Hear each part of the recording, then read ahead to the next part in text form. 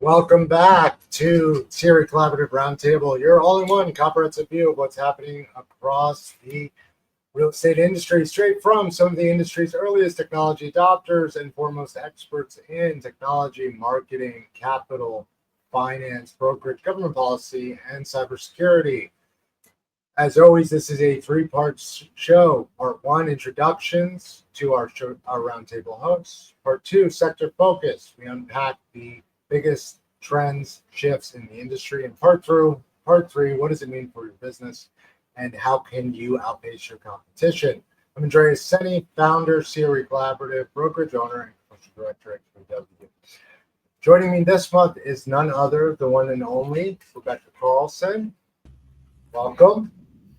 Nice to see you as always, Becca. And Saul Klein also joining us, as usual. Dan Wagner could not make it this month, and Abel could not make it, but Darren Hayes, Professor Darren Hayes, will join us partway through. Excited to talk through and hear what the latest and greatest is. Rebekah, you're to my right. Nice to see you. What's going on in your world? Well, I am coming to you straight from the Grant Park room here at Plant Moran, visiting my dear friend Laura Havel, who runs the real estate valuations practice here and who has been so kind to let me use this room that's named after one of our Chicago landmarks. So hello, great to be back this month, Andreas. Fantastic. Thank you to Plant Moran for letting you have a stable connection, not to mention being part of your network and growing together. Saul, I know you're not in front of your car wash, but are you back with us from San Diego MLS? Excuse me. Yeah, how are things on your end as well? You know, some things never change. Great to see you guys. Always good to get together here once a month and talk about whatever is hot in the real estate industry. And everybody's always interested in real estate, so it's our favorite subject. Well, it's and I'm going to follow you from last month. It's my wife's birthday today. So first and foremost, I want to say happy birthday to my wife, the love of my life and star of my day-to-day. So thank you for that, Saul. I'm copying you. You did it first last month for yours. And as far as real estate and everybody tuning in, yes, 4,500 tune-ins and downloads monthly. We are a global show. 70% of our audience in the U.S., the rest overseas, which I think dovetails perfectly to what you're doing, Saul, globally, right? You've got Get Occupy, you've got a lot of things working, Rezo and standards. You want to touch on that a bit? What's the latest and greatest? Darren Hayes, I'm going to drop him in. He just joined the waiting. Go ahead, Saul. There's Darren. There he is. Hey there. How are you? Good evening. Good evening. So the great Darren Hayes, Professor Darren Hayes, top 10 cyber forensic security specialist in our country and abroad, I dare say. Nice to see you as well, Darren. We were just asking Saul what the latest is on data standards, MLS, and global markets as far as his point of view, and then coming over to you. Yeah, so, the data standards conversation is an old one. And we've got this organization, RESO, which is the Real Estate Standards Organization. And the idea is to, if you're familiar with multiple listing services, which is where most of the data that feeds portals come from, they come from the multiple listing services. Typically, and you've heard this before, all real estate is local. And so we have our own ways to describe real estate based on the local community. We have different, because it's evolved over time, different fields to describe different aspects, physical aspects of real estate. We have different abbreviations to describe them. As an example, BR might be bedroom, and BD might be bedroom, and bathroom might be BTH. And because we've or got buyer rep if we're commercial, but yes, go on. So you need some standards, because if you don't, it makes it incredibly expensive to write software and inefficient. So the Real Estate Standards Organization has been around for a number of years, has created something called a data dictionary, constantly working on it. So when data is pulled from one multiple listing service and data is pulled from another one, that all the fields, or close to all the fields, match up. and they're mapped accordingly so that you can have consistency when you're searching for real estate. So when people go to all these big portals like Zillow and Trulia and Realtor.com, everything just kind of appears. What they probably don't realize is behind the scenes, there are often issues that need to be solved. There's loss of fidelity in the data, there's loss of images. It's not as nice as it seems when you go to the portals. And so this is all about data management and data standards. And RESO's got an international push around data standards. As a matter of fact, in Toronto, um, later this month, or is the International MLS, the third International MLS Forum. It follows CMLS, which is the Council of Multiple Listing Services in Toronto. So lots going on in the MLS world and the data world, MLS data world. And so for those of us who are commercial practitioners, I happen to belong to the MLS because of my association with the National Association of Realtors. But the spoiled world of residential is that there's this standard and there's this exchange of data, this widespread adoption. That's Rezo's mission, the adoption of this data standard to help the real estate sector avoid costly custom integrations, incompatible data, seamless interoperability, lower costs, all things that I know Darren's going, wait a minute, seamless and ease of access. That might be a problem. But residential's really solved this and solved it to such a degree in the US that it's now gone global. You guys are pushing overseas to do the same. Is that a good summary, Saul? Yeah, no, and it's interesting to follow and to pay attention to. And like I said, everything looks great when we're looking at it on different websites. But I can tell you behind the scenes, we've got every day there's new issues with things that aren't appearing or are appearing, and things that need to be corrected. So it's interesting. It's fun to see what takes place in this world around what's so valuable to everyone, which is this data around real estate, and then all the consumer behavioral data around that, and then products that are built around that, and then the piracy around, people like to steal the data, the gray market, or they'll just go and scrape and take data and utilize data as they see fit. So it's always something. So I always laugh because as a commercial broker, we have 29 quality listing portals that exist, right? So LoopNet is the one everyone knows, right? And it's the biggest behemoth in our space commercially. And our end users, our investors, our tenants go, well, what do you mean? Well, LoopNet is a site that isn't updated within 72 hours, unlike the MLS, unlike this data standardization. And to your point, the end picture, what a user, consumer, prospect sees matters. And it's difficult to get that same picture on every platform and everywhere. So thank you for your work there and Rezo for all they've done. Speaking of standards, technology, pictures, I'm going to go first to Darren on the cybersecurity front and all of those things, then over to Becca. So now we're really having a tech and marketing conversation. And we've got the best people to have them. Darren, how are things in your side of the fence industry? Things are good.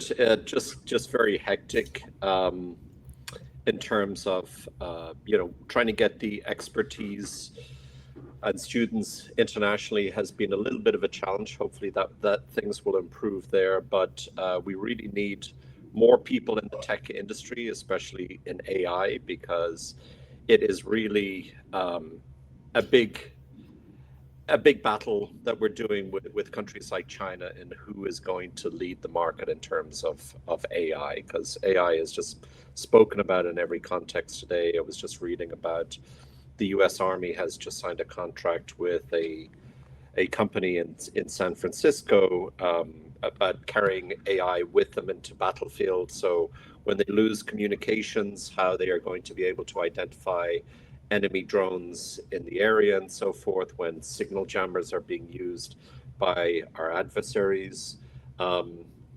AI and these, I don't know whether, Andreas, you bought a pair of these Ray-Ban Meta AI glasses or that kind of thing? AI may answer my phone and it may take my notes and it may, I promise never to anyone in this on this meeting that gets email from me, may write my emails.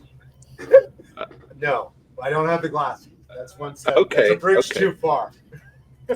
But well, it's interesting because I'm part of a group kind of law enforcement who help each other with coming up with different solutions where homicides occur or shootings happen and that kind of thing. And actually, there's been a number of people who've started asking questions about how to download data from these glasses. So we have somebody who was a victim in a homicide, and they did have a pair of these Meta AI glasses.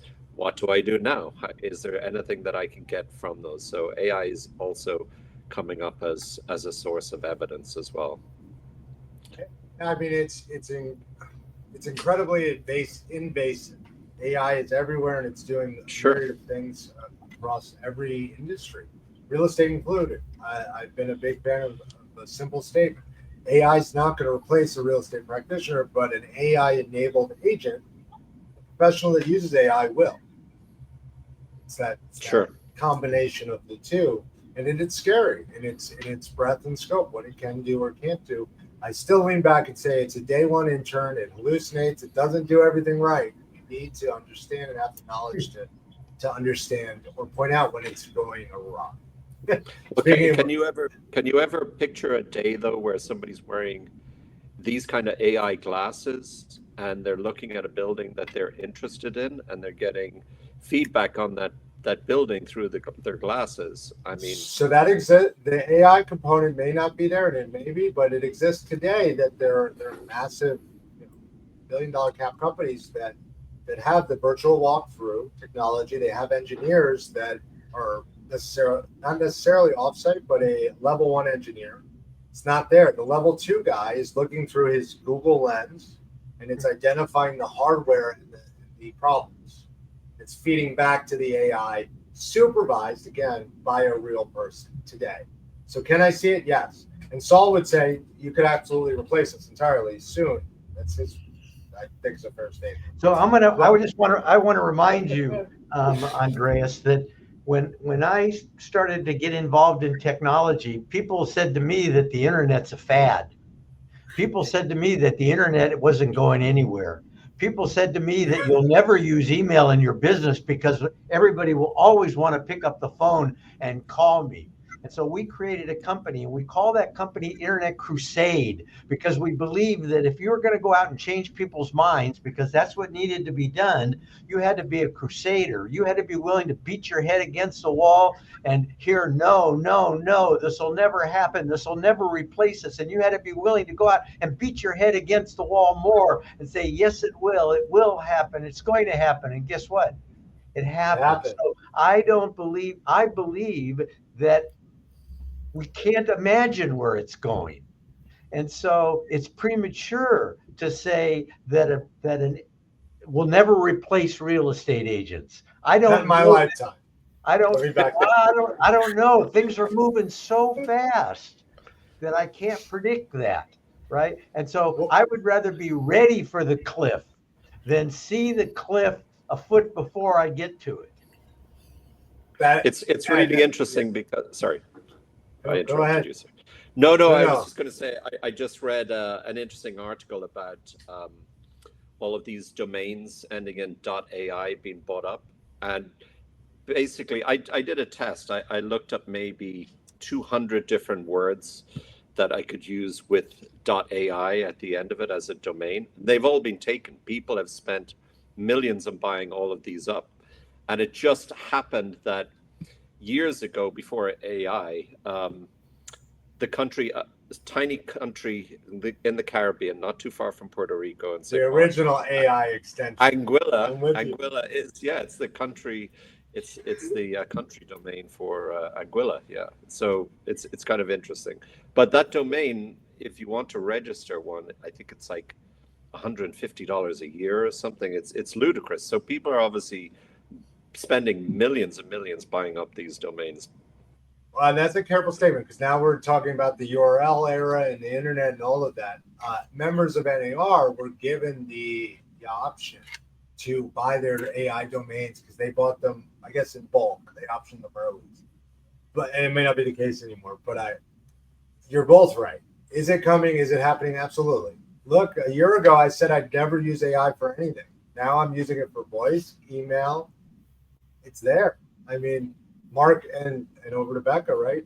Domains, marketing, AI. How much has AI impeded or invaded your business, the marketing side? And I say that with respect to AI, and I think it's coming. It's not to be Well, it's a tool.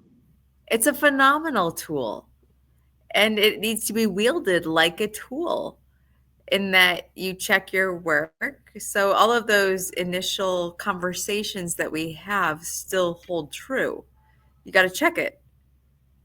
Yeah. But it has a phenomenal ability to expedite various aspects of processes that are really important and crucial.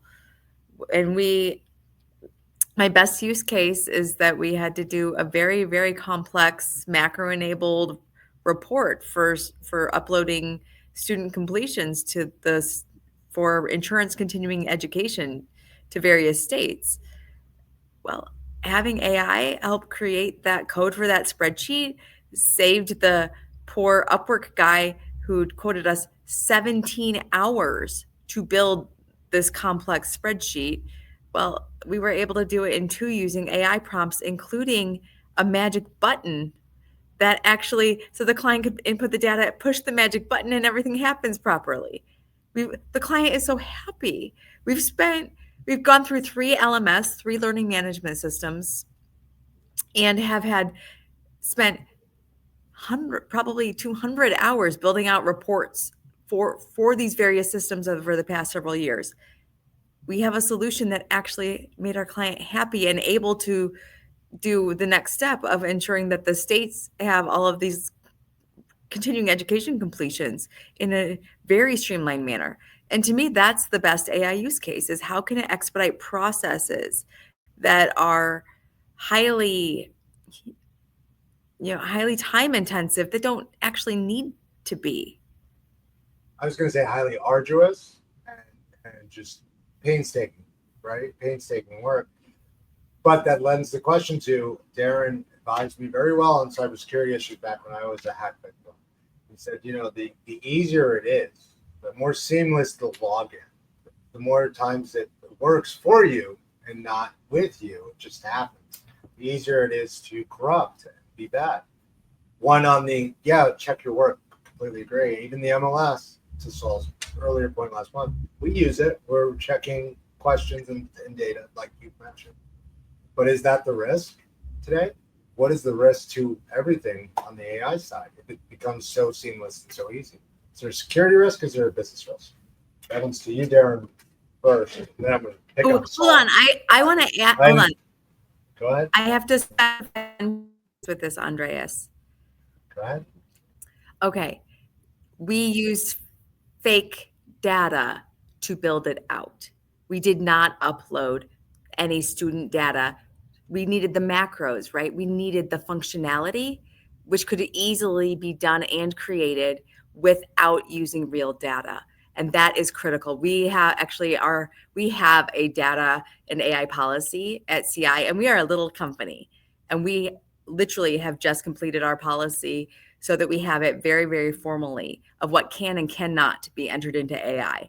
And anything that would be considered any even remotely confidential client data, anything retrievable under an NDA, anything that's not public knowledge is absolutely forbidden for our team to put into any semblance of AI, even a closed system. As a small but mighty company, it's easier for you to implement and have that ready to go. I educate brokers. I do continuing ed. One of the courses we're going to teach in October is that it's like AI do's and don'ts. That's not what we're calling it because we can't, but effectively the end case is, hey, if you upload even what you see as anonymous data into AI, into ChatGPT, you're now crowdsourcing that comp data, that market data, those rental rates, those expenses all get in there.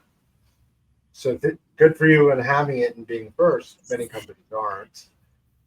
And that was the big news. It was engineers putting in blueprints and putting in code. All of a sudden, it was gone. Back to Darren. How easily can we misuse it or be abused from it? Because we've now created a point of attack for bad actors. Great point. Well, I think for bad actors, the worst kind of malware or social engineering attacks happen with malware as a service.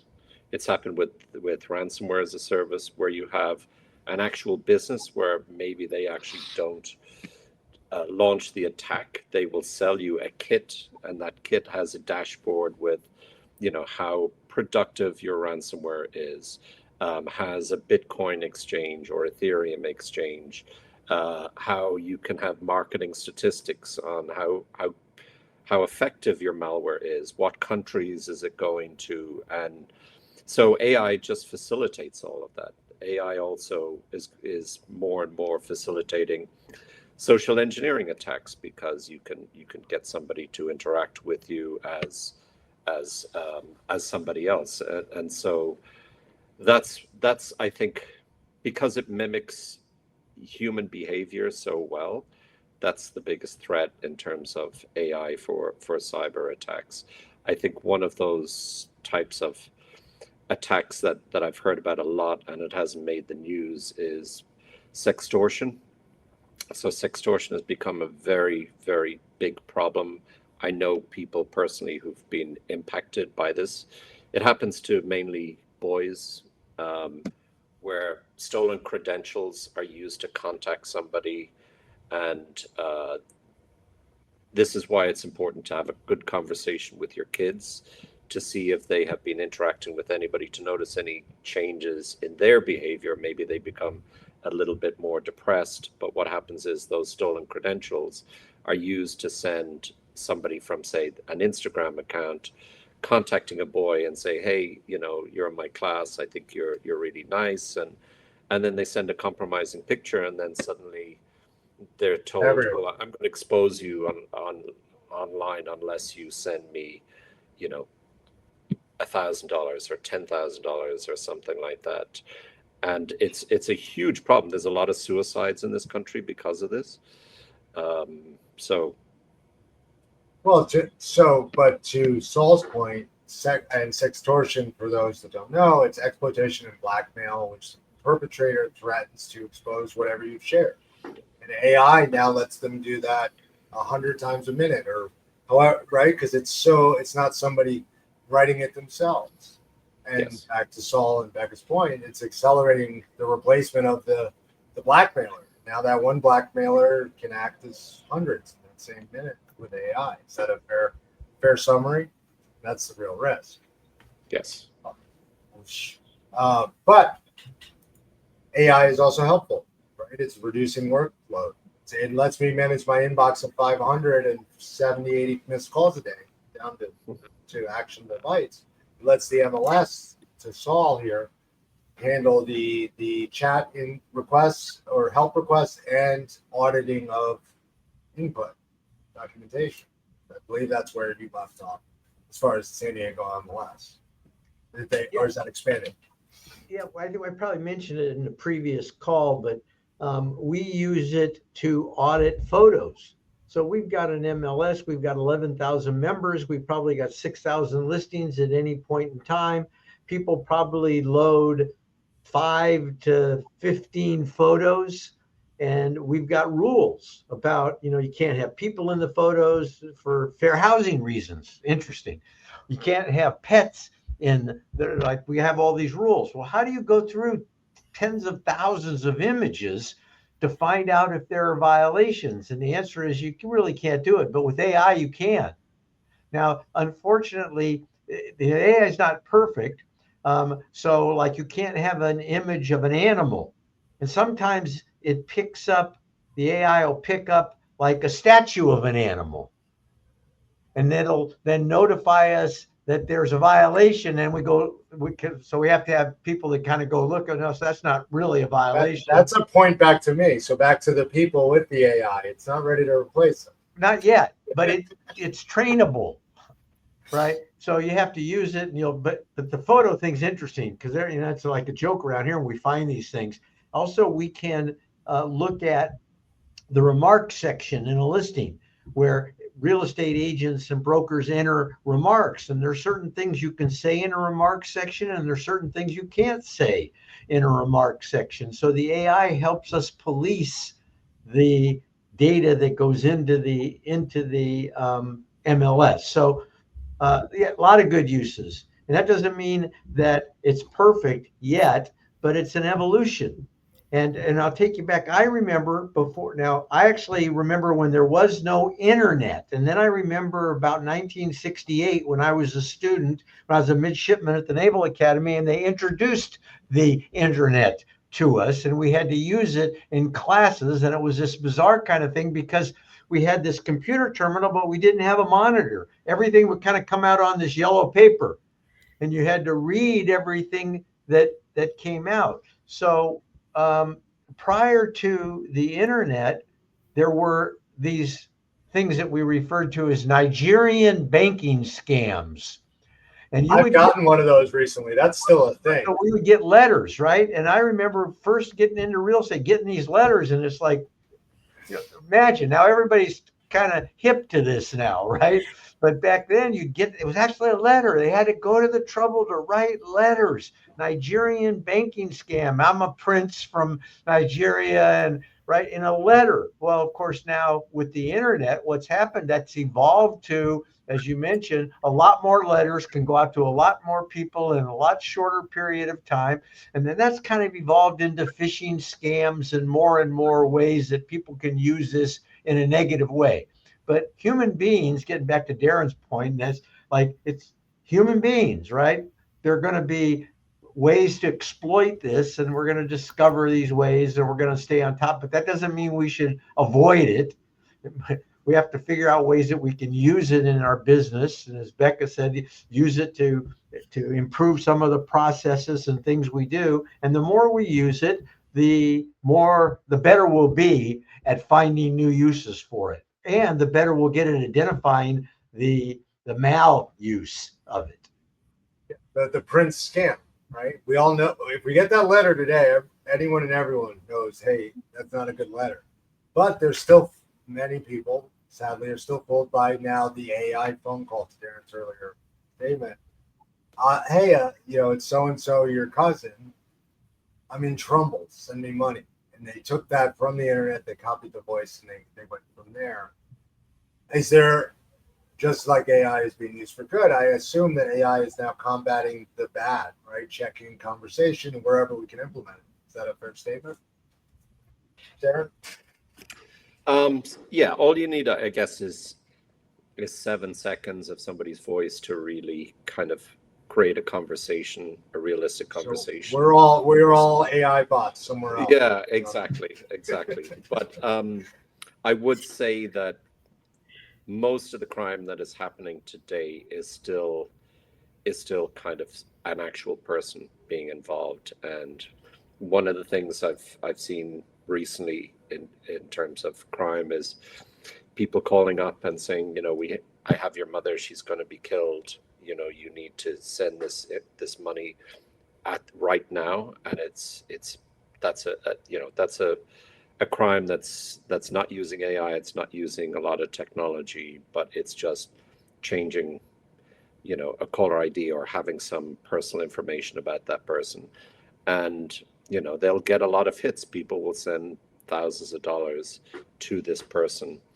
But they are masking their phone number, which is very easy to do, to mask your caller ID. But so that traditional crime is still there. It's still the biggest problem. I think one of the issues that law enforcement are dealing with is, jurisdictions where you cannot use facial ID in investigations.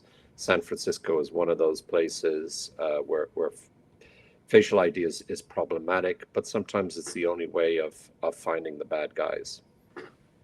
Well, sir, you mentioned the glasses earlier, and it was a surprise to me when you brought this up a show or two ago. But for instance, I love my Apple Watch. I wear it when I'm not overloaded at work because of the alerts. But if I'm passing by a crime, it's collecting that data and it's stored that data and it actually shares that with the police in some instances. And the glasses are another extension of that in theory, right? Where does the data go and how's it stored and how can it be used? Both to help fight crime and some cases, sadly, perpetrate crime. So the reality is anything the government can do to stop crime, that actor could also employ the same technology to fight. There's the rub. But you still need a human. So again, point to me. AI is not replacing anyone on this call. And to Saul's and to Darren's earlier point, Darren's looking for good people, not AI to keep us moving, even when the AI is there. So along that thread, AI, people, marketing. I mean, how is it all impacting marketing? If AI is the smart thing that can do all the heavy work, not the senior executive level work. Has that impacted marketing? Or people shifting to AI? Go ahead. Did you lose me? Back us. Oh, sorry about that. We had a train go by. Technical. The question was, with all of AI's implications in the industry, good and bad, in industry-wide, has that changed marketing for the better or worse? People, tools? I think one of the biggest challenges I'm seeing is staffing. There are a lot of people looking for jobs. There are a lot of people who don't know if they're going to get jobs. And some of those are new grads, some of those are established professionals. But that's probably one of the biggest impacts that I'm seeing is simply that companies don't know how to staff right now. And so marketing departments are minimized and or people graduating with marketing degrees are expected to come out of school with this expertise in AI that they may not have gotten in their traditional classes as curriculum catches up with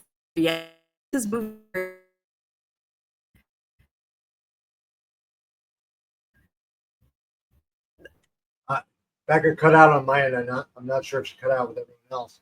So what we're talking about is an educational gap on AI skill set.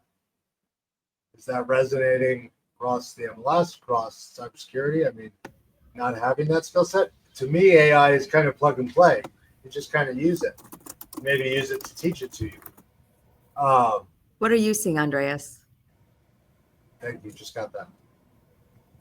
I'll answer that. How is AI used in real estate, residential, and commercial? We're just barely starting to use it. We are using it, as I said, answering phones, taking notes. Nothing really deeper than that, I hope, for most practitioners.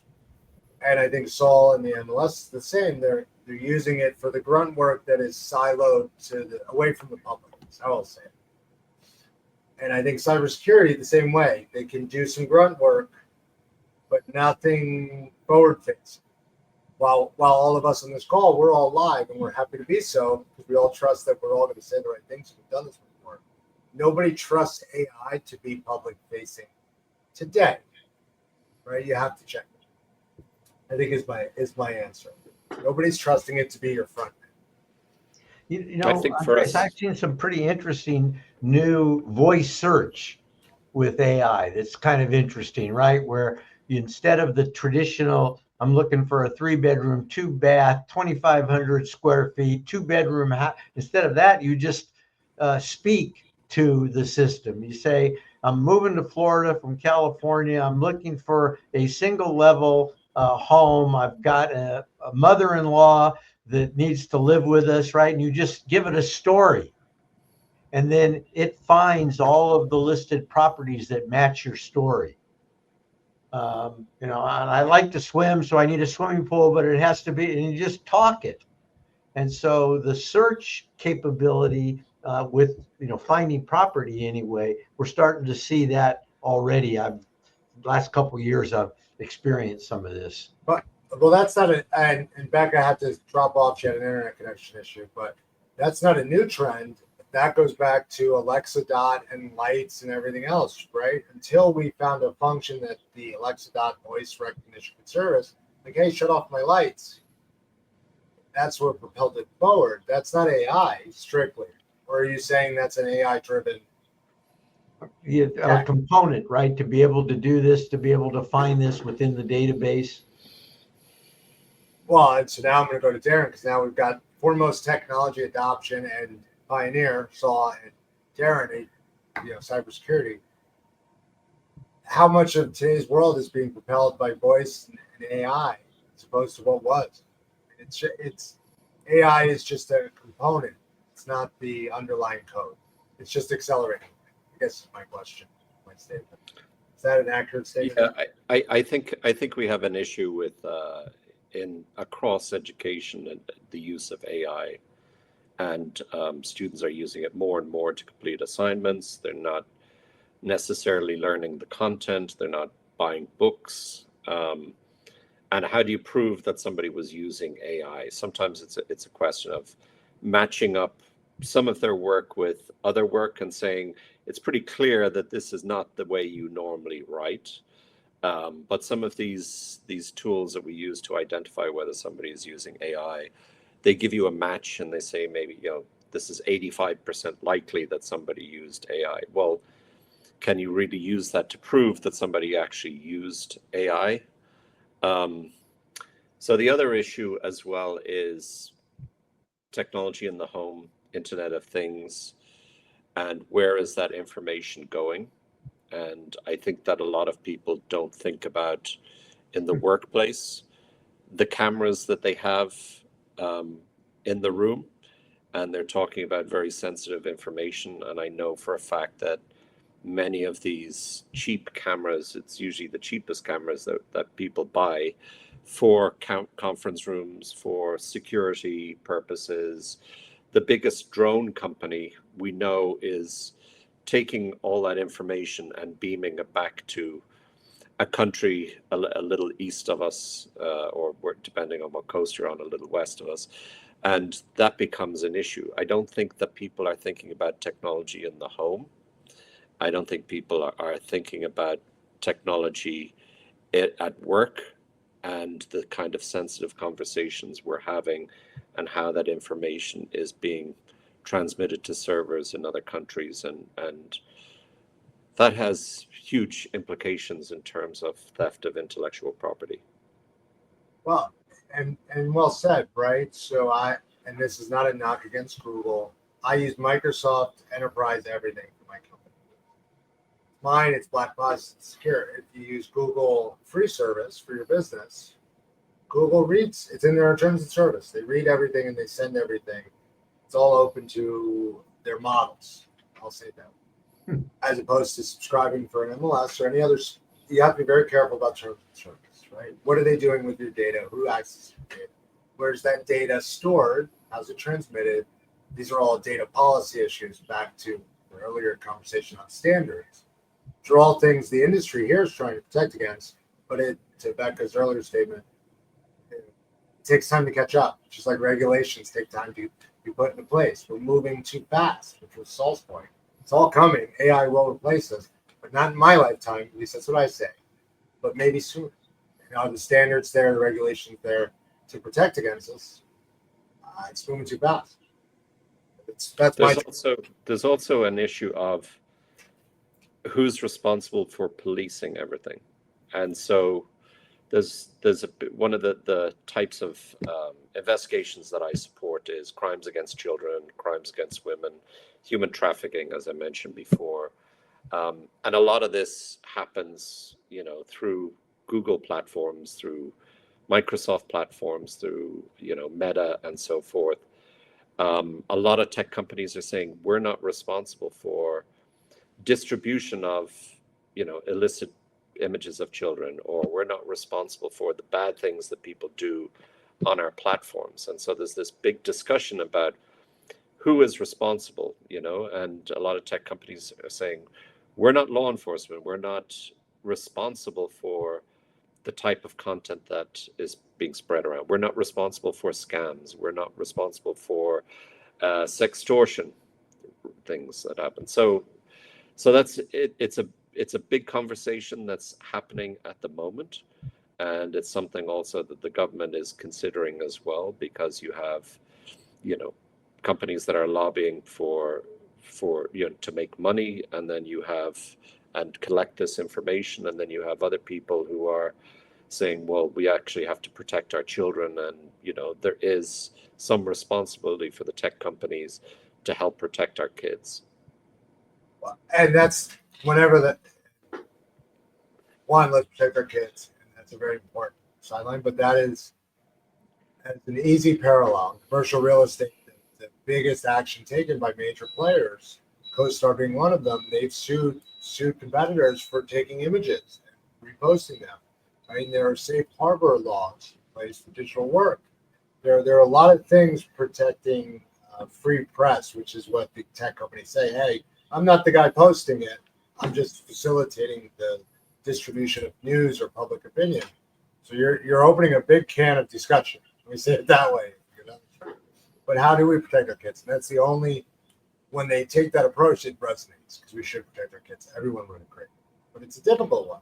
As Saul just said, there's even tech companies going against tech companies now, because Apple has accused Google, for example, of requesting more information from your iPhone than is necessary to use that Google product. And they're saying they're taking advantage of, taking more private information from people from their phone than they actually need to operate a particular application. And so there's even a battle going on from tech company to tech company. I knew we'd get back around to real estate. Yeah. So there is also litigation right now where CoStar is suing Zillow, and it has to do with the use of Matterport or other types of photo image. And this is not new. This kind of thing is not new. It's been going on for a long while. I remember when I was CEO of Point2 back around 2009, realtors were uploading images that they found on the internet. They weren't their image. They were uploading other people's images of property.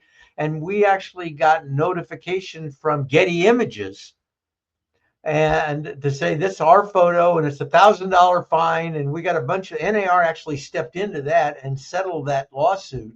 So copyright is kind of an interesting issue, although I've always been I read it somewhere, I've always been of the mind that I was more afraid of anonymity than I was of copyright infringement. So people could take my stuff all they wanted, post it anywhere they wanted, and I would gladly take the publicity. But that's ongoing, way before we got into these discussions around AI. Copyright's a whole nother area, right? Another subject. Well, and then there's how does it go? Imitation is copyright. Copying is the finest form of flattery. Assuming we change it 10 or 15%, whatever the required law is on the required medium. And I'm not discounting moving away from the child photos and all the things Darren's bringing up, but it's a great parallel. The business case is solid. It happens. It's easier, right? If we take bad actors into account, how do we prevent that? And if we can solve it with AI, if we can check the images like Saul's saying for copyright, for ownership, for all of the things, maybe we can take that business case and that, let's be honest, the money that was spent to solve a business problem and use it to solve a criminal problem. That's a win for everyone. But someone has to pay to solve it and create it. And that's where AI is getting the funding. And Google and Microsoft fighting at each other, hopefully will result in good things. Well, Darren, was it you that was telling us about in police work where they can identify what type of drugs people are on by the expressions? I mean, I thought that was pretty fascinating. Yeah, absolutely. Just being able to, by the somebody speaking voice, being able to identify whether somebody might be, taking heroin or cocaine versus marijuana or something like that, or taking a voice clip and identifying how old that person is, and maybe even creating a visual of that person's face based on their voice. Wow. So there's lots of things happening with that. Cars are becoming more important in investigations because, you know, you might think, well, there's no closed circuit television around here, you know, that caught this shooting, but then people start to think about a Tesla, which is motion activated, and they have cameras that start recording, you know, when they think there might have been an incident like an accident, and that, you know, like a bullet can trigger that video capture. And so more and more cars are doing this video capture, which can help with investigations as well. That's how you use the data once it's captured, Yeah. right? That's really the underlying theme I'm hearing throughout this, is that there's ways to use it well, or be a good actor, and ways to be a bad actor. And AI is simply getting us access or scrubbing more data much faster than a human could, and in new ways compared to machine learning into algorithms. That being said, I am curious, while we're talking interoperability, we have Rezo, we have standards in the US. But as far as other marketplaces globally and active exchange of data, is that on a growth trajectory to the MLS? Are we still pumping data everywhere? And then, Darren, as a second note, what are other countries doing to stop that type of exchange? So how we use the data matters. Yeah, so we do exchange or share a lot of MLS data. As a matter of fact, we've made a transition here where we were using something referred to as a real estate transaction standard, or RETS, and we've converted recently all of our vendors who receive data from us for different purposes to API. So different transport mechanism to get the data to different people who will use this data in different ways, and will pay the MLS for the use of the data based on what they're going to use it for. That's how we determine how we're going to charge them, and lots of interesting things around the disposition of the data, being able to see and determine if it's being used in the way in which it was licensed, or if there's a violation of the licensing of the data. And then there are just those entities that just go out and steal the data off of websites, right? And they just scrape that data and they use it for different purposes. I'll give you an example. We started to receive solicitations from, and I've been saying this for years and thought we were going to be able to do it at the MLS, but we started to get solicitations from pool contractors. And so, you know, how did they get that data? Did they get it from the MLS? Well, they didn't have to. They probably could go to a website like Zillow, scrape all of the residential property to find out which properties have swimming pools, sell that data to a swimming pool contractor, and all of a sudden you're getting emails from swimming pool contractors about, you know, fixing the pool, or roofing contractors, right? That data can be scraped from these sites and can be compiled, and then it can be sold to roofing contractors, who will then be able to figure out which roofs are 20 years old or more and need to be replaced, and then send emails out to those people who have got those older roofs that need to there's all kinds of things happening. Well, that's the arduous task that AI has made simple. Yeah. Immediate, right? The AI engine looks at the images, and I get it, right? RETS, API from RETS, I always joke, I'm like, well, it's easy to take a screen grab. You'll notice sometimes now when you're on the website, you can't. There are safeguards in place. API is the evolution from RETS to safeguard the data exchange. To be fair, I think. At least that's how I summarize to people. And I think fondly of the residential, postlets, right? It was data here and it goes out everywhere. Which then brings us to the second stage question with Darren. Globally, I mean, how we use data matters, where it comes from matters. Is there anything happening on your side of the fence to protect our data? That's the question. Nothing in this country, really. Or any country, unfortunately. to be fair. Well, Yeah. no, Ireland and the UK have stricter regulations. There are stricter regulations because of GDPR and some other, not just GDPR, they also have their own local laws, which is good in a way. Obviously, you're protecting your data more, but the other part of it is that it can also make investigations harder. But there again, just because it's harder doesn't mean that it's wrong in an investigation. Sometimes things are harder, but it's a better philosophy. I think that people don't think about privacy and technology and AI as being in front of a computer or being on your phone, and it's much bigger than that. I mean, people don't realize that their car is like a big phone communicating data about you all the time. I mean, every car today has at least one SIM card that is continually connecting to cell towers and transmitting information. Cars going past each other, whether it's a Tesla, it's a Mercedes, it's a BMW, these are all part of mesh networks which share data with each other. Tires today have RFID tags that share information about you and your location continually. They're on truck fleets, they're used for truck management, but they're also on cars today. We're seeing 5G enabled tire transmitters that are suddenly becoming, the norm out there. And so, people don't think of their car as being a big phone that's transmitting data, but you look at your dash on your car today and how many apps you have and how you're connecting with your phone and you're connecting with CarPlay or Google Apps. That's just the same as sitting in front of a computer or being on your phone. Well, and so now I'm going to bring it back to a point Saul raised earlier, many shows ago, and I'm a big fan of it. In real estate, we are behind everything else. Transportation, logistics, the tracking's already there. Marketing, the tracking is there. The information is real time. Now, not to the day, but almost to the second in many cases. In the evolution of technology, real estate is still 30 days behind. Real-time data in real estate is 30 days old.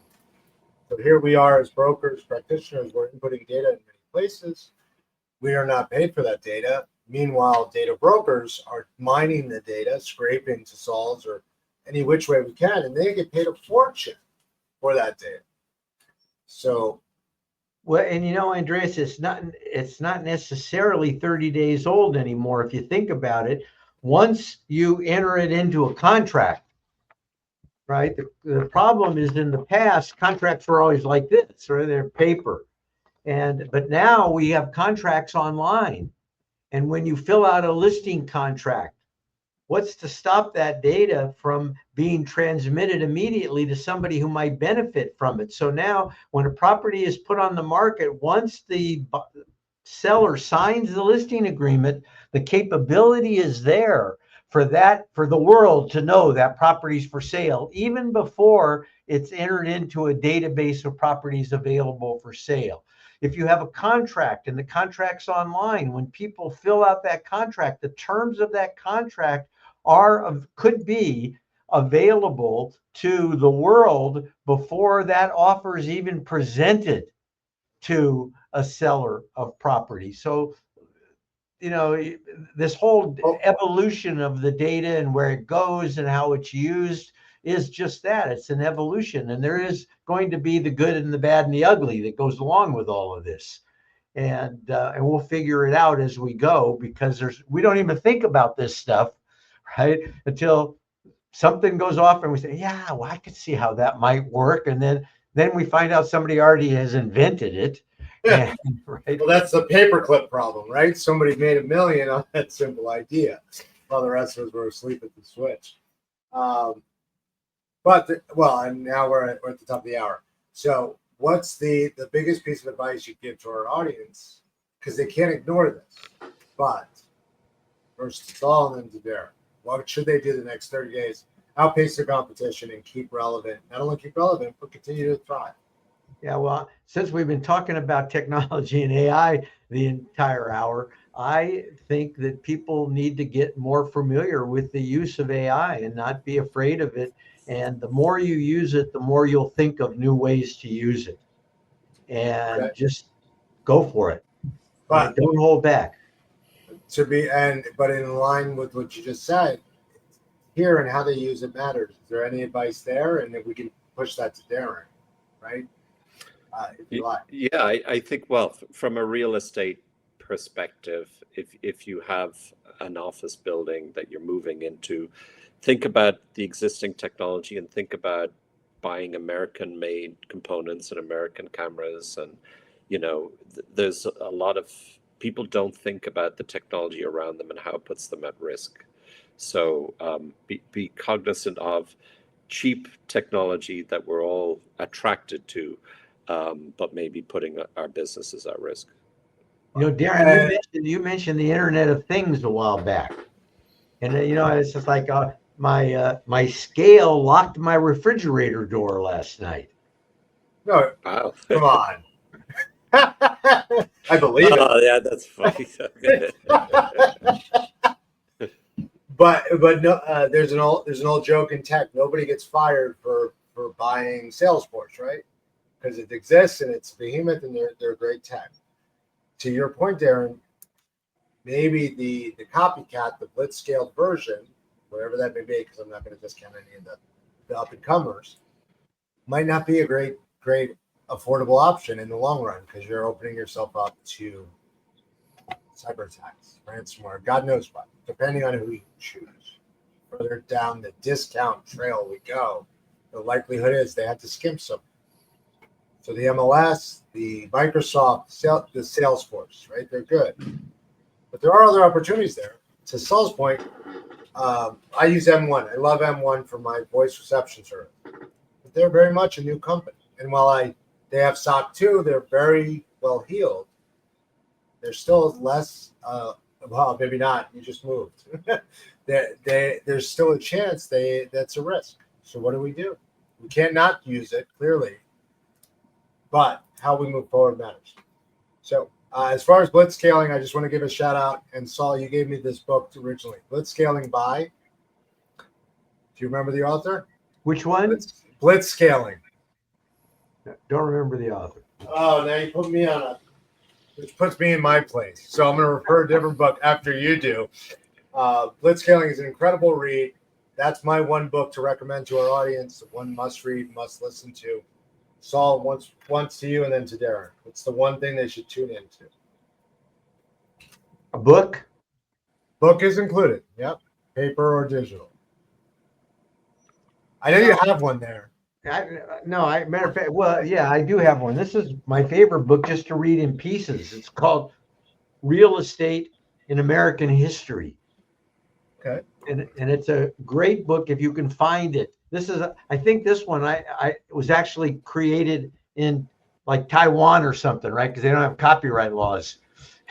Because there's no copyright in it. And I had to search forever to find this thing, but it's great because it kind of ties things we're doing today into historical aspects of real estate and real property. So if you're interested in real estate, you can probably get it from the NAR library, but it's Real Estate in American History. The author is P.J. Davies. And that's non-copyrighted work. It's the original Blitz Scaling written by Reid Hoffman on my end. Darren, you cannot say your book because that's an academic book, not because you wrote it. But what's the one book you'd recommend to those trying to keep aware out there? Well, the book I'm reading is not about technology, but I'll mention it because it's an enjoyable read. It's called The Islander, and it's a biography of Chris Blackwell, who basically brought a lot of stars to stardom, such as U2, Melissa Etheridge, Bob Marley, and it's about his interaction with all of these artists. So if you're interested in music, it's a great read about some interesting changes that he was responsible for. It's really, really interesting. Well, I want to thank both of you, Becca, who got to leave early, for all you do, bringing this show to life, bringing our audience, almost 5,000 students downloads monthly, top 10% by Google, between 5 and 10%. Global show, global audience, just an elite group to talk to every month. Our 100th episode is December. I'm looking forward to seeing you both on, assuming you can make it. And if not, and for those just came late, tune in for our sector expert interviews. The next one coming is from VP of Commercial Lending, Ives Bank. That's Chad Stewart. You'll see it everywhere you get your audio and your video. It is a recorded episode, unlike today's candid conversation. So again, thank you to my co-hosts, thank you to my audience for tuning in. Look forward to seeing you next month.